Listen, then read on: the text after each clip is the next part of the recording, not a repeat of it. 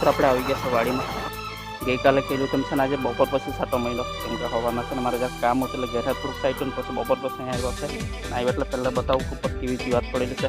જેવા આવ્યા તેવું તો મને થયું કે ઉપર કાંઈ જીવાત જ નહીં મળે કે દવામાં કાંઈ ખામી એવું થઈ ગયું. કેમ કે પણ મિત્રો મેં જોયું મોબાઈલમાં તમને બતાવું, આ રીતના સાજો દેખાય, આ રન ઉપરથી પડેલા સાજો આ રીતના છાંટવાનું ચાલુ કરવાનું.